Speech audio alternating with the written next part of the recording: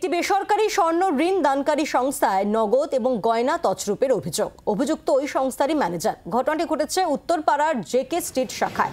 সংস্থা সূত্রে খবর, প্রতি 6 মাস অন্তর অডিট হয় সংস্থায়। তখনই আর্থিক গরমিলের বিষয়টি বুঝতে পারে কর্তৃপক্ষ। ম্যানেজার সঞ্জীব দত্তকে জিজ্ঞাসাবাদ করলে পরে ঘটনা সামনে আসে। সঞ্জীব নিজেই হিসেবের গরমিল মেটান। পরদিন ভল্ট খুলে কর্তৃপক্ষ দেখে প্রায় কোটি কোটি টাকার বেশি গয়না উধাও। খবর পেয়ে উত্তরপাড়া থানার পুলিশ মালি পাঁচঘরায় সঞ্জীবের বাড়ি গিয়ে দেখে তার বাড়িতে তালা ঝুলছে। সঞ্জীবের সন্ধানে নেমেছে পুলিশ। প্রাথমিক তদন্তে পুলিশ জানিয়েছে, সিসিটিভি বন্ধ করে গয়না সরিয়ে নিত ম্যানেজারই। নিরাপত্তা রক্ষীদের হুমকি দিয়ে চুপ করিয়ে রাখত। আপাতত ওই শাখায় লেনদেন বন্ধ, গ্রাহকদের ঢুকতে দেওয়া হচ্ছে না।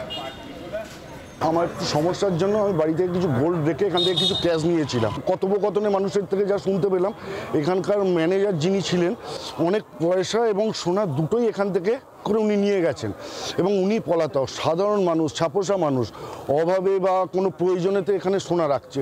তো সেখানে মানে ব্যাংকে সোনা রেখে যদি এই প্রতিদান হয়, তাহলে মানুষ কোথায় যাবে? এখানে আমরা আড্ডাই মারি।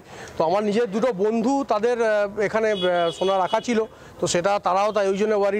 লোকেরা অনেক প্রবলেমের মধ্যে, অনেক সিচুয়েশনে এসে তাদের জিনিস এখান থেকে রেখে ইন্টারেস্টের বিনিময়ে তারা টাকা পায়। এবার তাদের জিনিস যদি এরকমভাবে মিসিং হয়, তবুও তার মধ্যে মানে বাইরের কেউ নয়, ভেতরের কেউ ইনভলভ রয়েছে, তো এর থেকে লজ্জাজনক ব্যাপার কিছু হতে পারে না।